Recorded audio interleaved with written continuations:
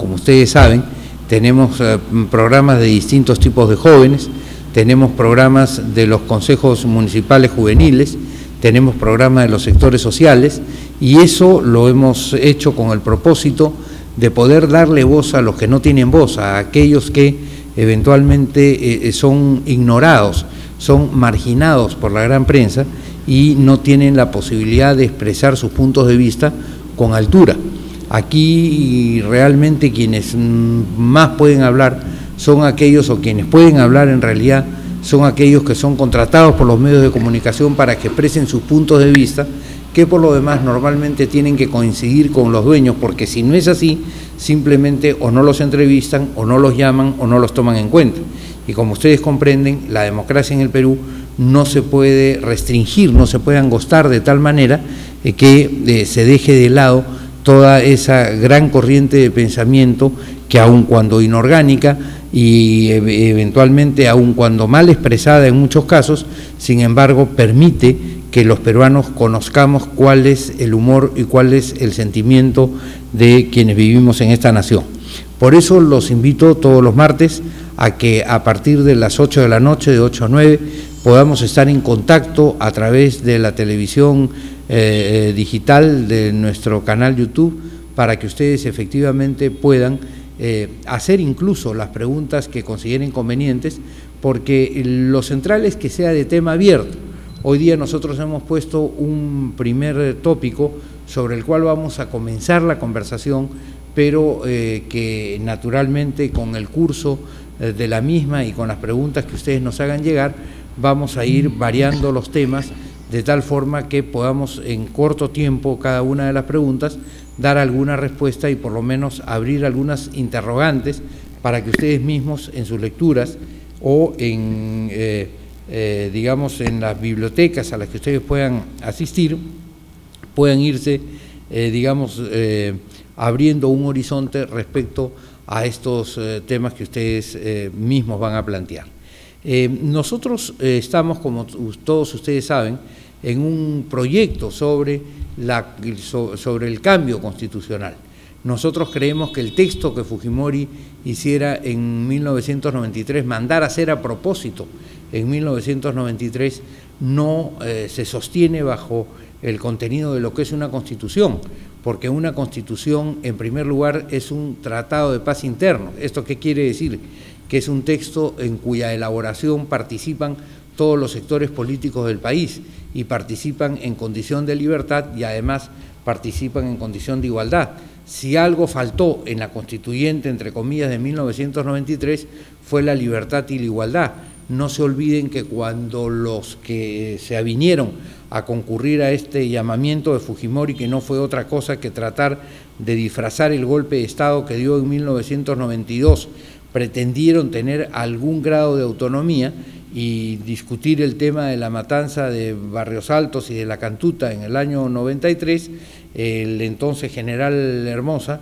hoy día preso por distintos delitos y condenado a 25 años de prisión, si no me equivoco, digamos, sale a las calles con los tanques y les advierte a los esedistas que se dejaran de estar cuestionando lo que se hacía desde la Fuerza Armada y lo que se había hecho en el combate contra el terrorismo, porque en la forma como ellos combatieron el terrorismo, porque el terrorismo también se le puede combatir y con firmeza desde un punto de vista democrático, como pasó en Holanda, como pasó en España, como pasó en Italia, en fin, como ha pasado en una cantidad de países, y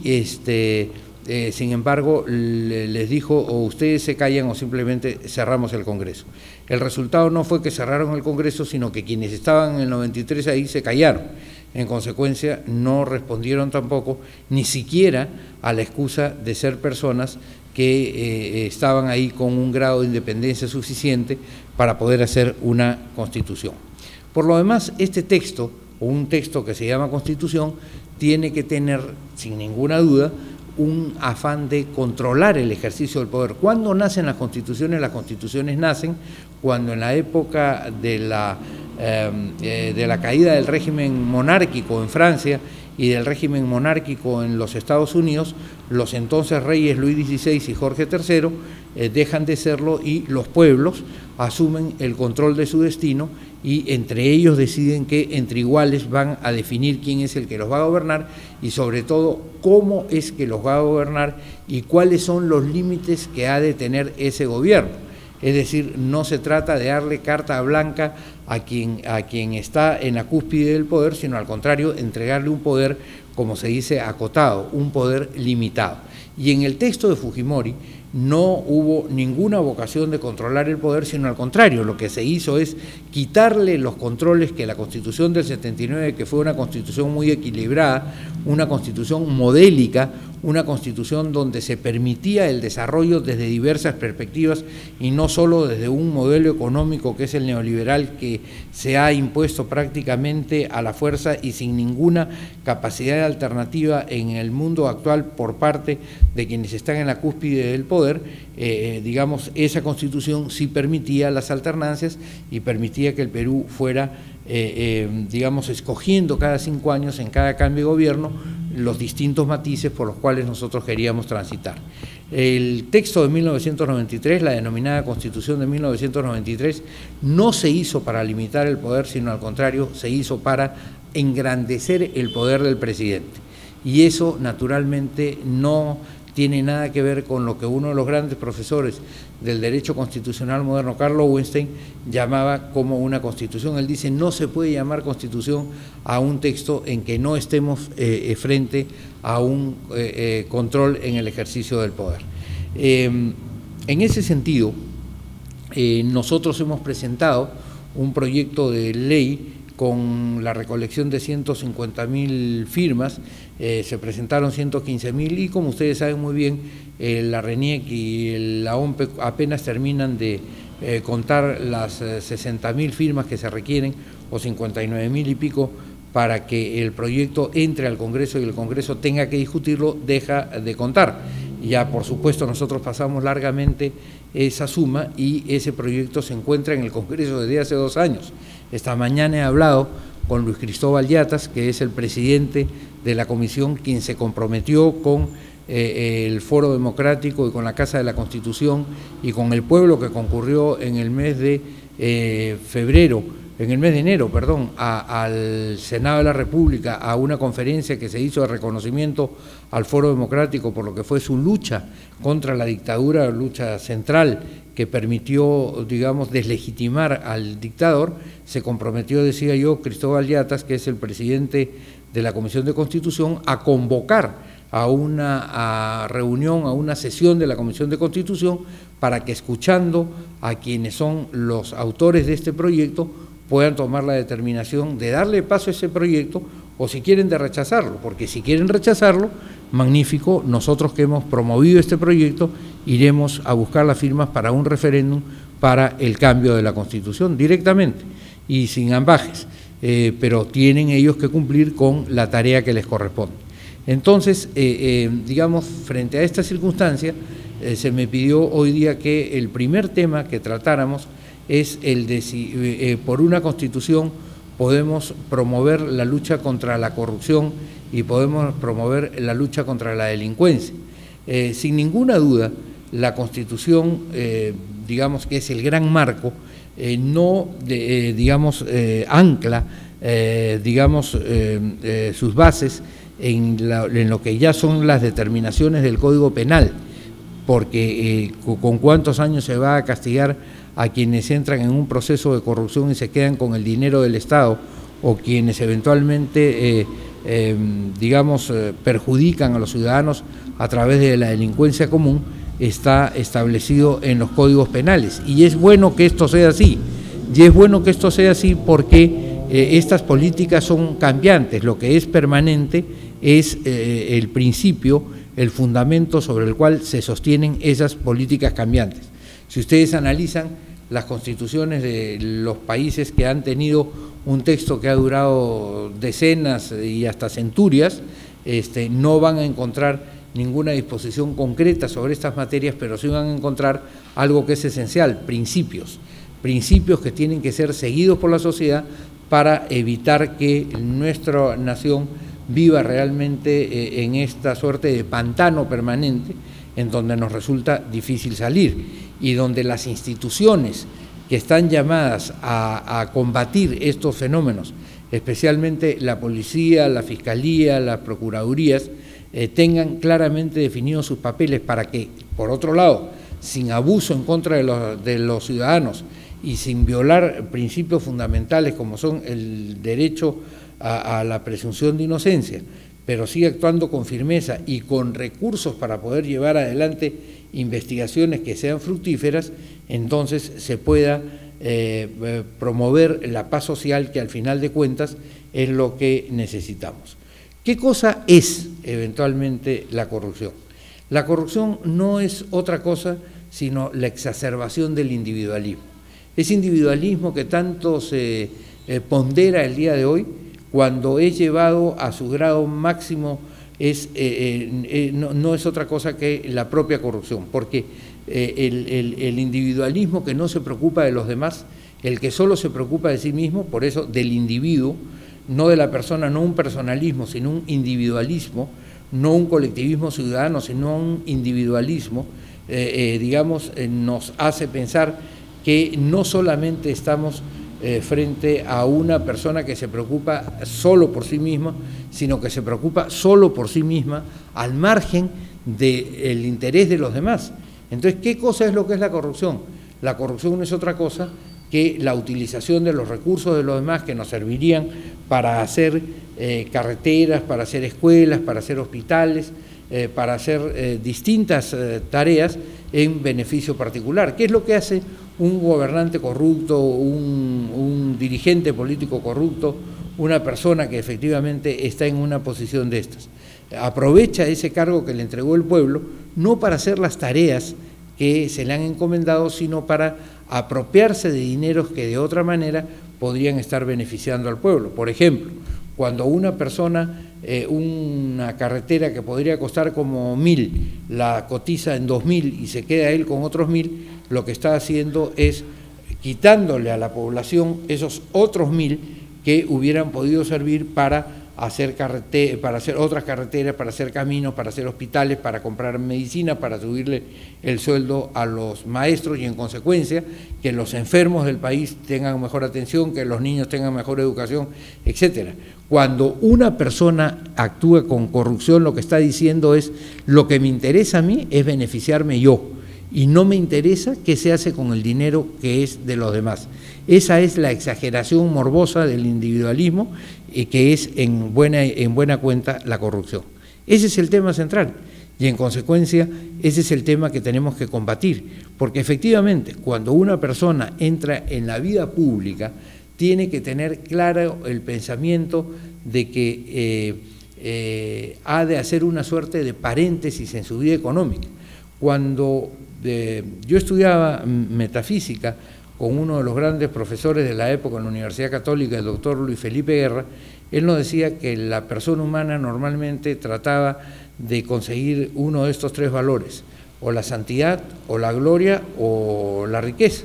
Y efectivamente esos eran una suerte de los tres arquetipos que vienen desde el mundo antiguo: las personas que desarrollan en sus negocios, las personas que quieren ser reconocidas por el resto en la sociedad, que persiguen la gloria, y las personas que quieren ser santas, ¿no es verdad?, que son fundamentalmente la gente religiosa. Este paradigma, digamos, este último paradigma en el mundo moderno, un poco como que sin haberse abandonado, sin embargo es bastante más relativo, pero los otros dos, el de la gloria y el de la riqueza, el del reconocimiento y el de la economía, sí han sido, digamos,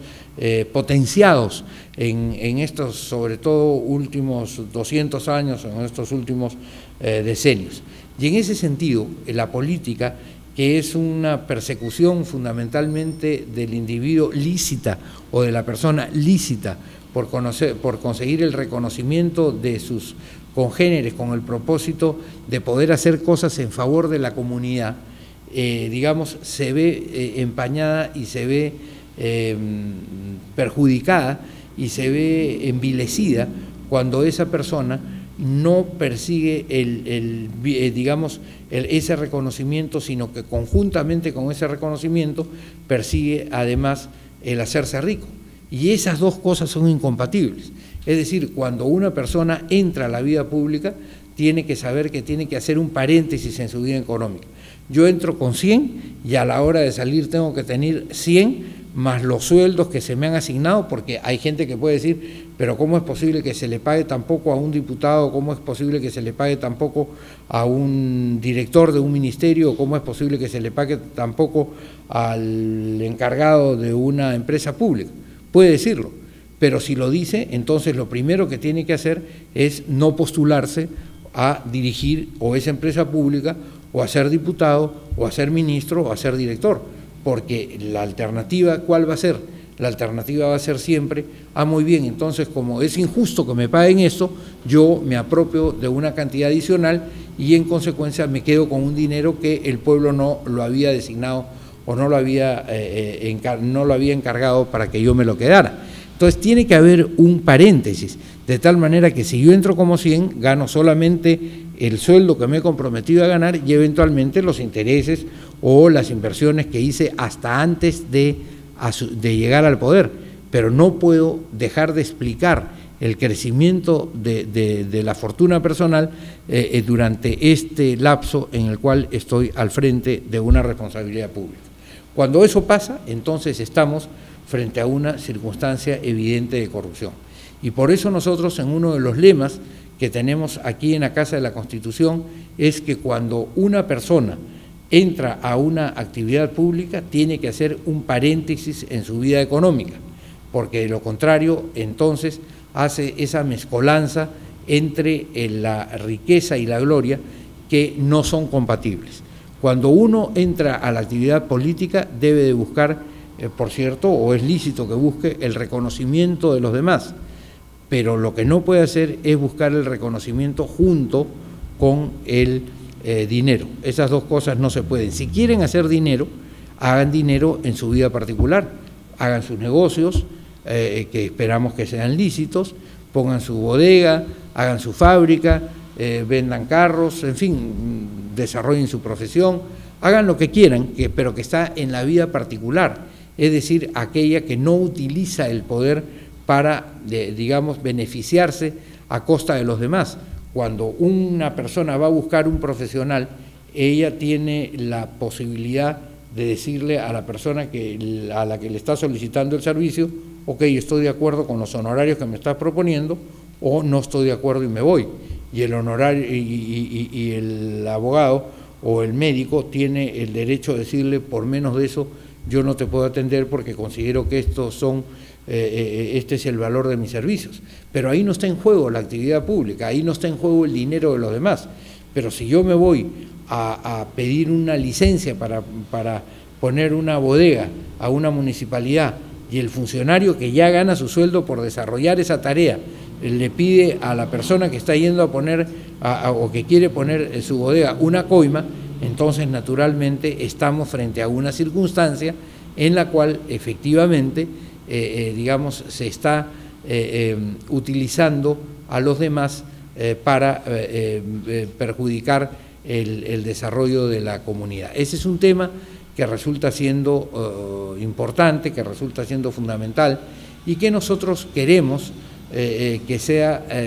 tenido siempre en cuenta como en la base fundamental de lo que es esta concepción de la corrupción y a la cual tiene que combatirse precisamente desde la Constitución. ¿Qué puede hacer una Constitución como las que tenemos en América Latina en el siglo XXI respecto al tema de la corrupción? Una de ellas, por supuesto, es poner un límite para que las personas que han sido condenadas por corrupción, no las que han sido acusadas de corrupción, sino condenadas por corrupción, no puedan volver a participar en la vida pública, porque, digamos, su antecedente no permite que efectivamente podamos nosotros volver a confiar en él y debemos de poner límites a esta pretensión. ¿Por qué? Porque muchas veces las personas que se corrompieron en el ejercicio del poder van a tener para una reelección posiblemente mucho dinero, dinero que le robaron en su momento al pueblo y que lo van a utilizar en sus campañas para volver a ocupar esos cargos con la pretensión de volver a hacer aquello que hicieron durante su primer mandato o durante su primer término en el gobierno. En consecuencia, creo que sería sano que la Constitución definiera entre las incapacidades para ser presidente o para ser ministro o para desempeñar cualquier cargo público de una condena por corrupción en contra del Estado. Y digo que una condena y no una acusación, porque también es una forma de corrupción cuando nosotros queremos quitarnos de encima, digamos, la competencia de una persona y acusamos de corrupto a Gil y a Mil, y no nos damos cuenta que con eso también estamos nosotros incurriendo en un acto de corrupción, porque se está violando el derecho al honor, a la honra de la persona, y en consecuencia tiene que ser el juez, luego de un proceso en donde las partes puedan exponer sus puntos de vista, donde los fiscales puedan acusar y los abogados defensores exponer sus ideas y su defensa del acusado, el que determine si efectivamente se produjo este acto o no. Ustedes saben muy bien, y además quienes nos están siguiendo en el canal YouTube, que además son gente que entra normalmente a los medios sociales, sabe perfectamente que se acusa a todo el mundo, es decir, todos son corruptos,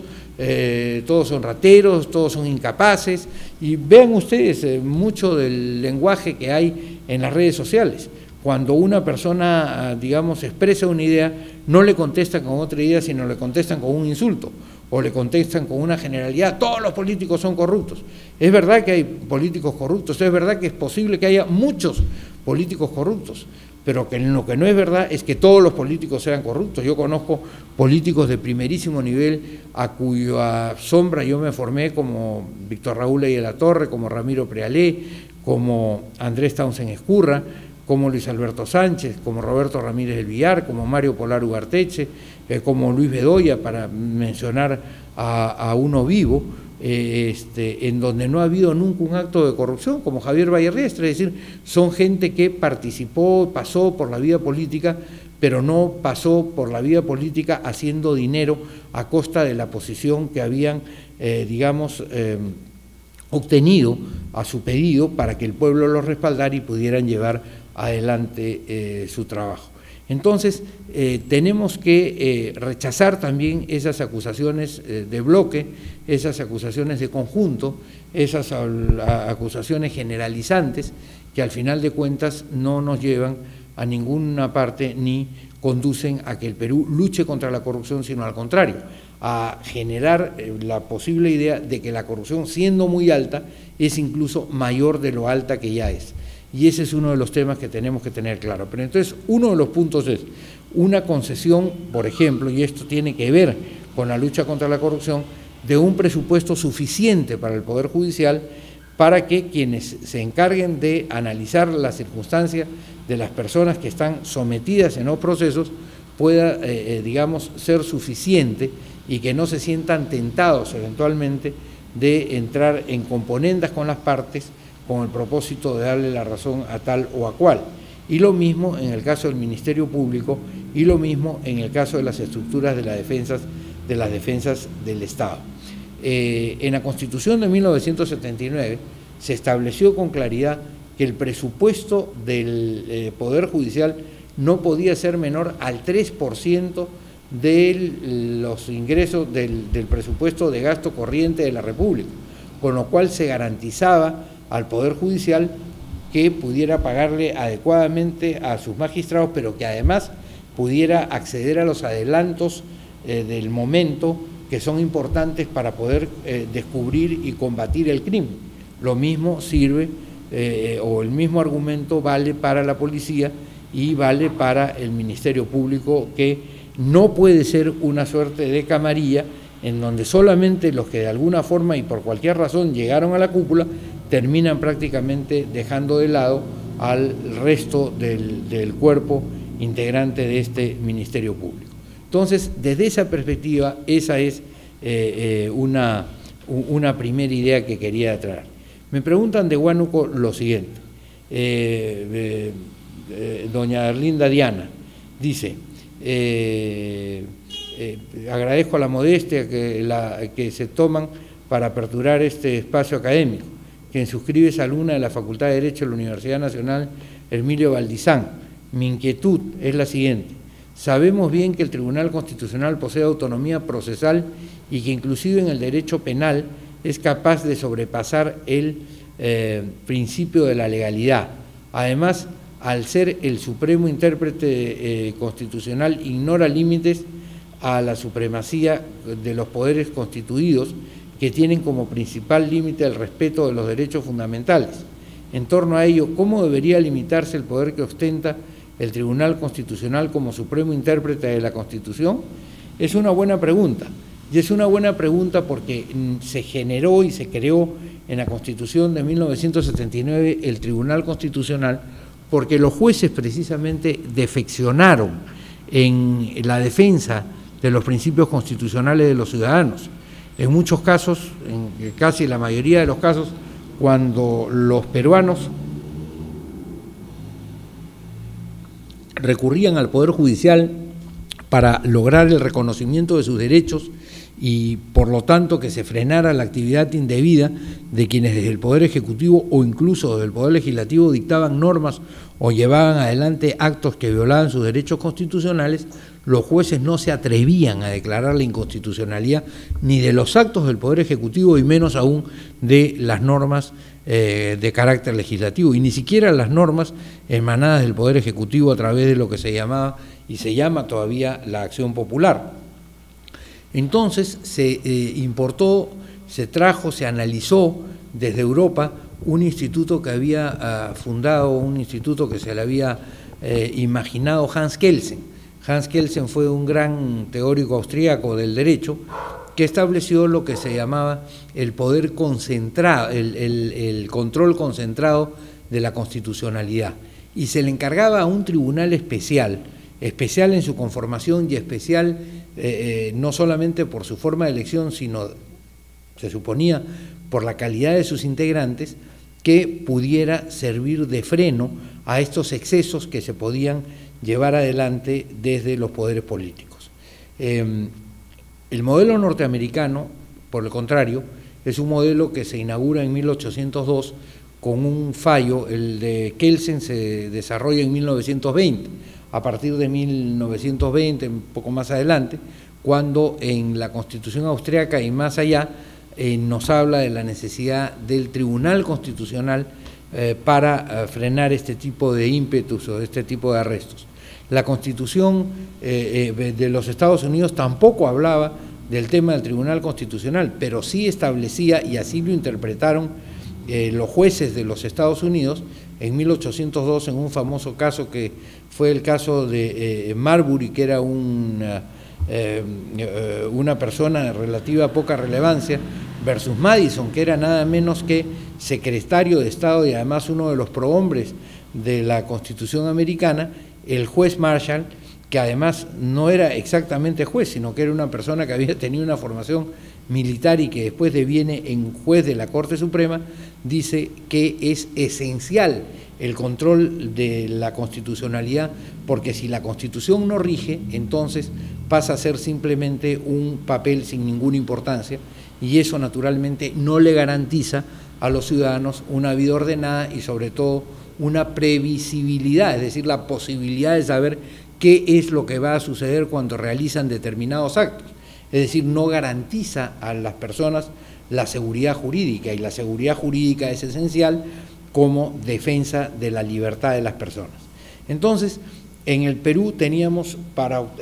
siempre estuvo presente la posibilidad de escoger el sistema norteamericano, porque basta con que la Constitución esté promulgada, como dijo Marshall,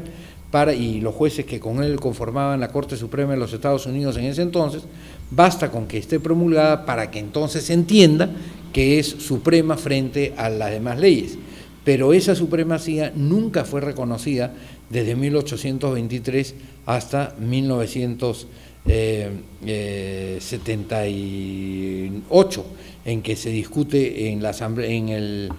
Asamblea Constituyente de ese año la necesidad de frenar las inconstitucionalidades. Y entonces, por iniciativa de Javier Valle Riestra, se trae al Perú la figura del Tribunal de Garantías Constitucionales, que originalmente estaba conformado por 9 miembros, 3 nombrados por el Legislativo, 3 nombrados por el Ejecutivo y 3 designados por el Poder Judicial, de tal manera que fuese un tribunal de tipo jurídico-político. Por supuesto que el Tribunal Constitucional no puede hacer lo que quiere. Si el Tribunal Constitucional hace un fallo que sea abiertamente contrario a la Constitución, es decir, será objeto con toda seguridad de una discusión o de un cuestionamiento en el Congreso de la República. Sin embargo, es verdad, como dice Arlinda Diana de Huánuco, que mucho depende del poder de autorrestricción que tienen que tener los jueces en esta circunstancia para poder, efectivamente, los jueces constitucionales, para poder entender varias cosas. Primero, que ellos no han recibido del país el encargo de legislar y en consecuencia hay varias normas respecto a la interpretación constitucional. La primera de ellas es que siempre tienen que tratar que la norma que ha sido emitida por el Poder Legislativo pueda coincidir con una de las interpretaciones posibles de la Constitución.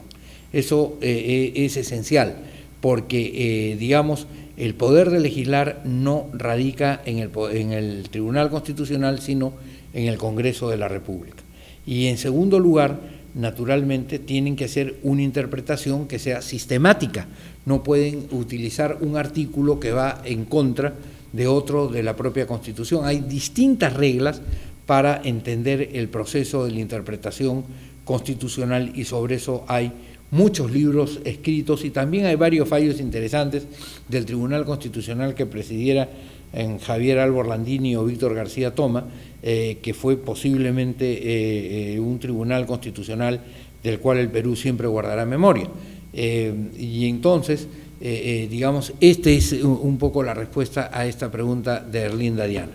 Nos pregunta también Marcela desde Lima, en una nueva constitución democrática y participativa, ¿debe sancionarse a los partidos políticos que siendo gobierno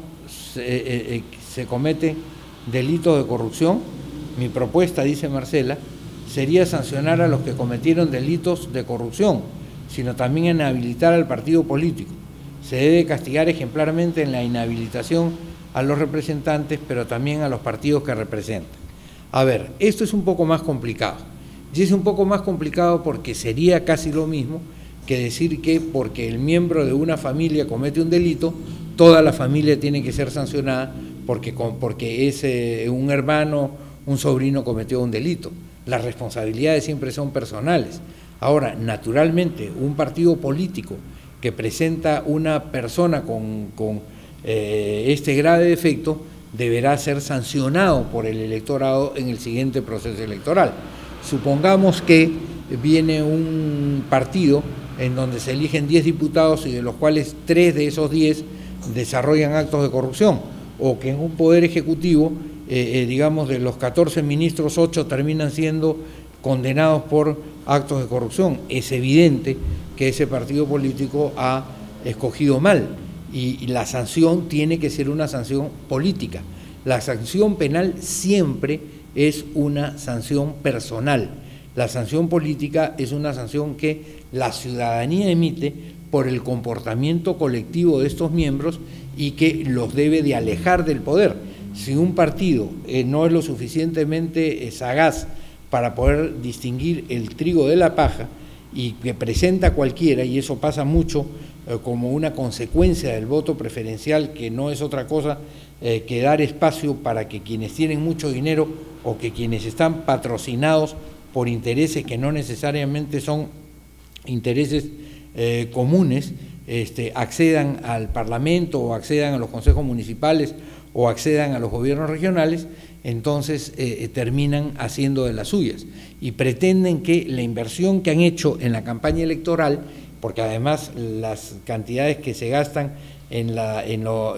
los votos preferenciales son muy altas, y el hecho de la existencia misma del voto preferencial multiplica el número de campañas. Imagínense ustedes, si la elección fuese por lista cerrada y fuésemos a la elección del año 2016, que será el próximo año, y hubiese 10 partidos en contienda, entonces vamos a tener 10 campañas políticas. La campaña de los 10 candidatos a la presidencia de la República, que pedirá el voto para sí, y naturalmente los representantes que pedirán el voto para su partido, es decir, las campañas, va a haber 10 campañas de los partidos que van a reclamarle a la ciudadanía el voto para la presidencia y que le van a reclamar el voto para su lista parlamentaria. Pero si en vez de tener lista cerrada, tenemos voto preferencial y, por ejemplo, hay 36 candidatos en Lima, ya hay esas mismas 10 listas, supongamos, en vez de tener 10 campañas, vamos a tener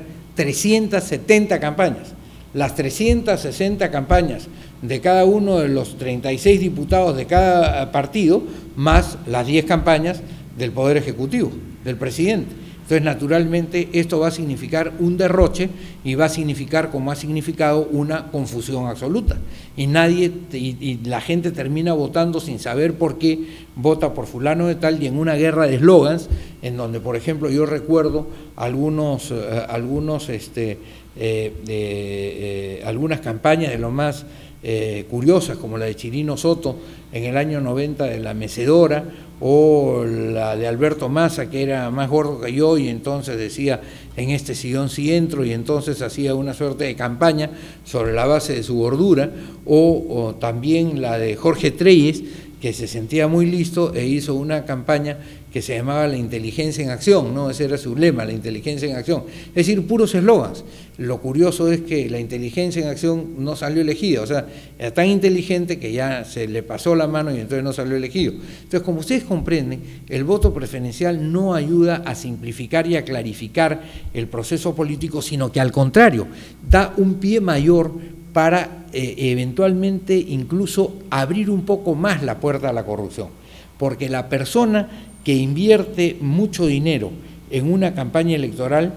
tendría que tener pues un gran respaldo económico para que, digamos, ese dinero eventualmente lo pueda invertir sin sacrificio de lo que va a ser su respaldo para su vejez o para el cuidado de su familia en los tramos finales de su vida, o que esta es la otra alternativa, aceptar donativos, aceptar apoyos que muchas veces vienen condicionados, es decir, la sociedad de tal actividad, de mineros, de petroleros, de panaderos, o los sindicatos dicen: ya, yo te voy a apoyar, pero tú tienes que hacer esto. Es decir, entonces dejan de convertirse en representantes de la idea conjunta del partido y de la población para convertirse en representantes de un sector económico o de un sector social determinado, y en consecuencia eso le quita independencia al representante. Entonces ven ustedes cómo se junta en esta medida estas dos instituciones, y creo que no es bueno para la limpieza, para la transparencia de los procesos electorales tener el tema del voto preferencial. Pero también, y en esto le digo a Marcela con todo cariño, de Lima, creo que no es correcto sancionar de bulto, es decir, porque vamos a decir, un jugador de fútbol mete un autogol, no por eso vamos a sancionar con la pérdida del partido al equipo que sufrió el autogol por parte de su propio jugador, ¿no es así? Entonces hay que tener cuidado con esto y siempre entender que la responsabilidad en el derecho penal es una responsabilidad personal. Y nosotros en eso, en la Casa de la Constitución, queremos ser siempre bien enfáticos, porque no se trata, y esto tienen que entender quienes hacen política, de ser el mejor amigo de los que preguntan, o ser el mejor amigo de las inquietudes que en ese momento están expresándose en el auditorio al cual uno se está dirigiendo, porque si es así, no cumplimos el papel de dirigente, sino al contrario, el papel de dirigidos. El dirigente tiene que ser la persona que se estudia, analiza, procesa las diversas propuestas que hay sobre el manejo de la sociedad y le dice a la población: yo haré esto con tu voto, y tiene que ser lo suficientemente fuerte y tiene que ser lo suficientemente, digamos, severo él consigo mismo para tratar de no moverse de eso y más bien hacer que la población lo siga en esta propuesta o en este ideal que él a su vez le encargó a la comunidad en un momento, se encargó de pedirle el voto a la comunidad en un momento determinado. Entonces, este es un tema que me parece a mí también esencial. Y es esencial porque el político, como decíamos esta mañana, en un artículo, y los invito a leer en mi Facebook, Alberto Borea, el artículo que hoy día he publicado sobre la ausencia del presidente Ollanta Humala en la conducción nacional, que es muy grave dado los problemas sociales que se presentan en cada oportunidad y que eventualmente en el rubro precisamente de la disputa entre el medio ambiente y la minería, digamos, no ha dicho prácticamente una palabra, no la dijo en el momento en que se presentó al comienzo la discusión con el proyecto minero Conga en Cajamarca, ni tampoco lo ha dicho ahora con el proyecto Tía María en Arequipa. Y esto no quiere decir que haya que darle la razón a los mineros que muchas veces quieren explotar en condiciones en las cuales no toman en cuenta el interés de la comunidad que va a quedarse para siempre en ese lugar y que hoy día vive eventualmente de la agricultura y que pensaría seguir viviendo de la agricultura durante todo un tiempo. Pero tampoco se trata de darle tampoco necesariamente la razón a quienes,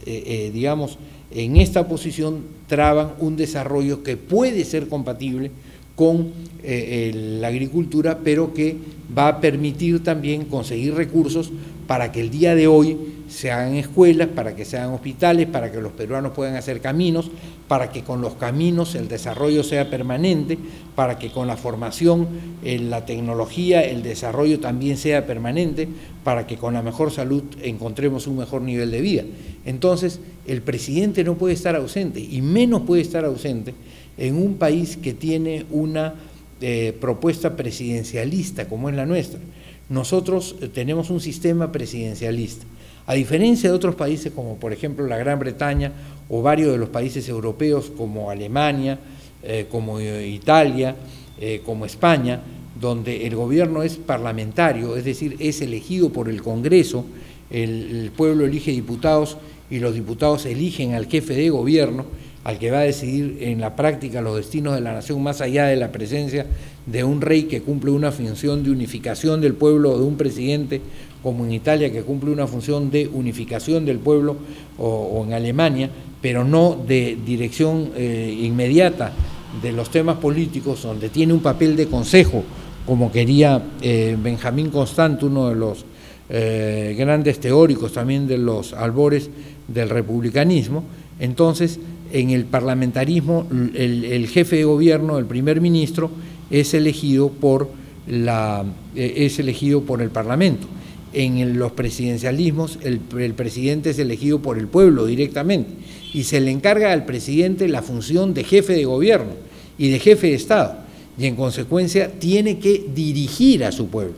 Tiene que ser él el que se pone al frente, el que lo llena de ideales, el que le traza las metas, el que lo conduce, el que lo jala en momentos de debilidad, el que le explica las cosas en los instantes en los cuales hay confusión, porque hay muchas veces en los cuales en una sociedad se presenta una confusión, pero el líder del país, el presidente de la República, aquel que se postuló para eso, no puede quedarse en sus cuatro paredes y quedarse callado sin hablar, sino tiene que salir a darle la cara al país y tiene que salir a explicarle por qué razón es él que está proponiendo estas cosas y cuál va a ser el beneficio que para la nación va a tener esa propuesta que él hace, que además la hace desde la altura de los votos que ha obtenido del país, y en consecuencia tiene una autoridad que no puede ser desconocida ni por la televisión, ni por los radios, ni por los medios, ni por las ONGs, ni por los grupos particulares de un lugar específico.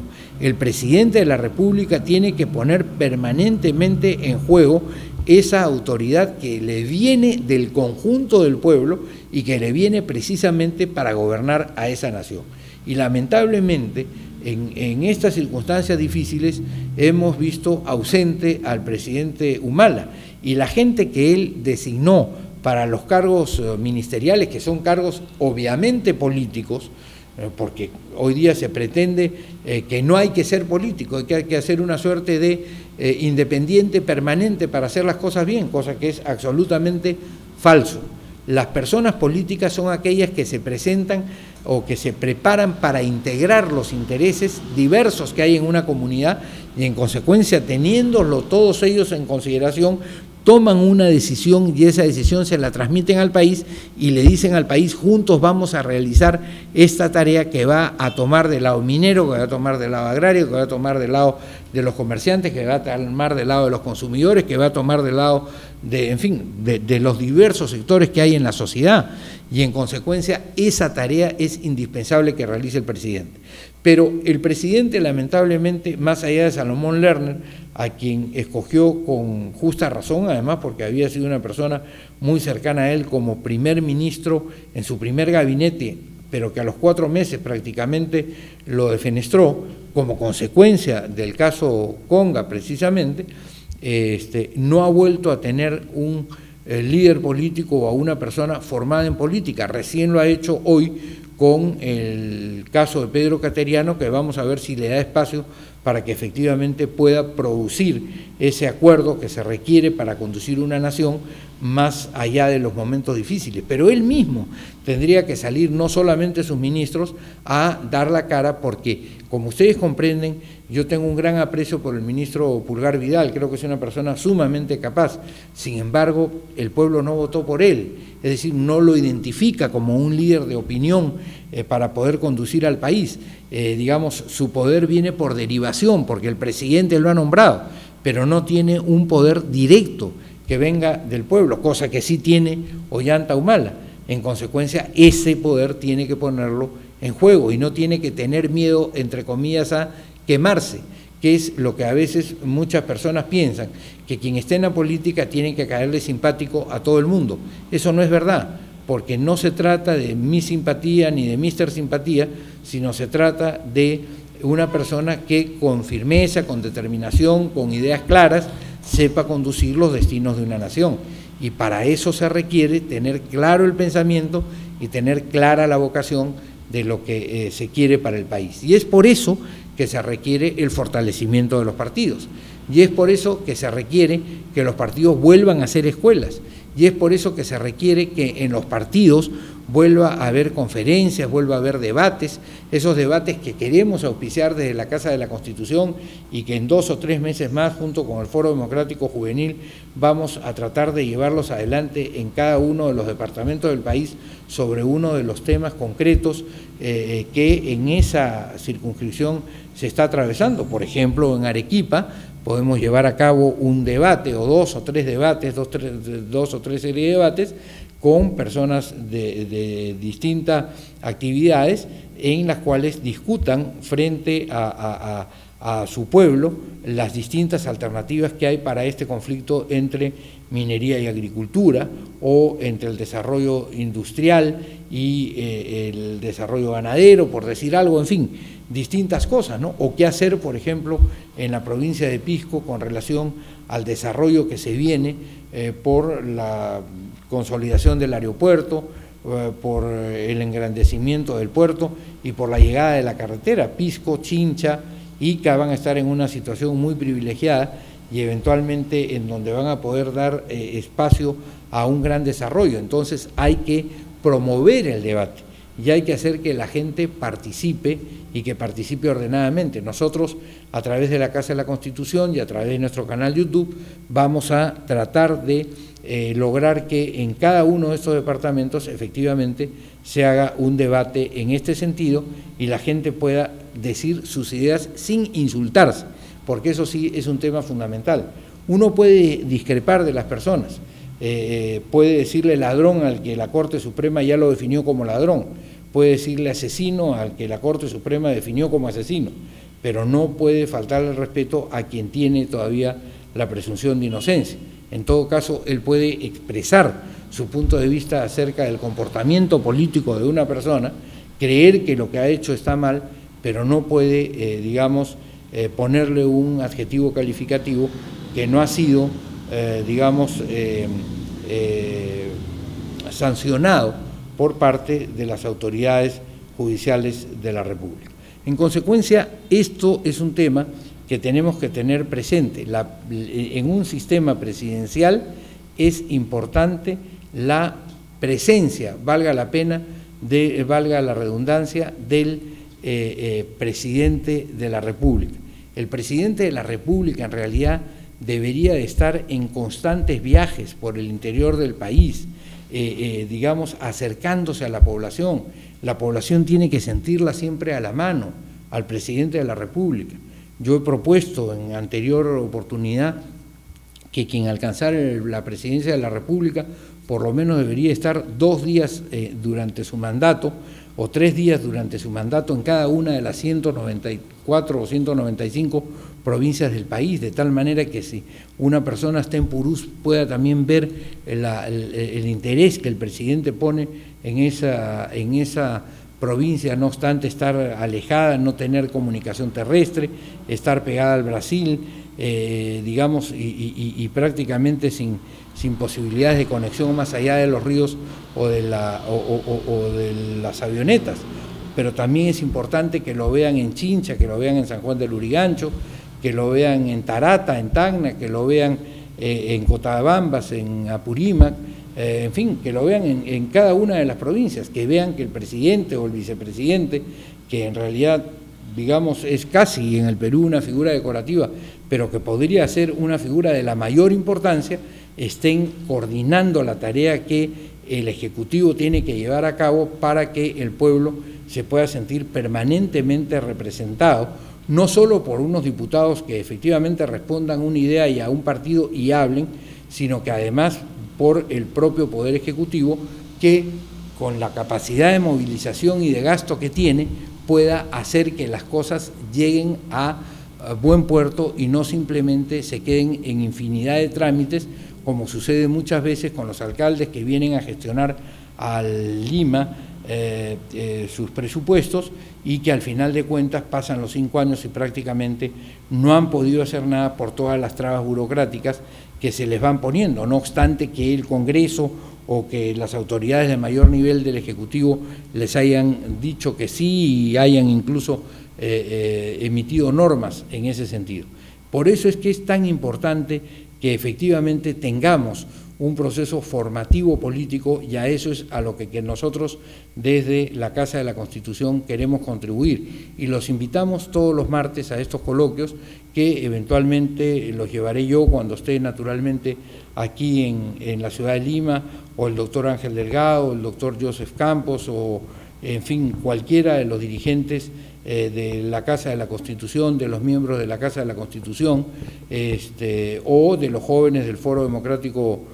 Juvenil, que también puedan ustedes querer hablar con ellos, además de los programas que ellos ya tienen y que salen los días lunes, ¿no es verdad? Los lunes y los jueves, a las 8 de la noche, ¿no es verdad? Desde las 7, de 7 a 9 de la noche, ustedes pueden ver Jóvenes Esto. Y desde ya invitarlos a que lean permanentemente el blog, el blog albertoboreaodría.com, que estará hábil posiblemente dentro de 7 días, pero ya pueden ingresar ustedes al Facebook Alberto Borea y leer algunos de estos pensamientos que sobre los distintos tópicos nosotros venimos realizando ya hace algún tiempo. Si queremos avanzar efectivamente en política, necesitamos tener mejores cuadros, y los mejores cuadros solo se logran con mejor preparación de quienes van a ser regidores, de quienes van a ser alcaldes, de quienes van a ser dirigentes regionales o consejeros regionales, de quienes van a ser gobernadores regionales y, por cierto, de quienes quieren ser diputados, senadores o presidentes de la República o ministros de Estado, todo lo cual está muy bien, porque es lícito en una sociedad aspirar a esos cargos, pero lo que no es lícito, lo que es al contrario una estafa, es ambicionar esos cargos sin haber tenido una preparación suficiente que garantice que se va a llevar adelante una buena tarea, porque al final de cuentas eso es como que alguien ponga su placa en una pared y diga Pedro Pérez, médico cirujano, y jamás pasó por la Facultad de Medicina y pretende hacer una operación al cerebro. Cuando alguien se lanza a un cargo público, se lanza a la tarea más delicada, y para la tarea más delicada hay que prepararse de la manera más esmerada. En consecuencia, les agradezco la atención de este primer coloquio que hemos tenido el día de hoy aquí en la Casa de la Constitución, y los invito a que ustedes a su vez inviten a todos nuestros amigos para que todos los martes a las 8 de la noche nos sigan en estos coloquios, que pueden venir al local de la Casa de la Constitución, los que estén en Lima o los que pasen por Lima, que está en la esquina de General Córdoba con Camilo Carrillo en Jesús María, a la espalda del Ministerio de Salud,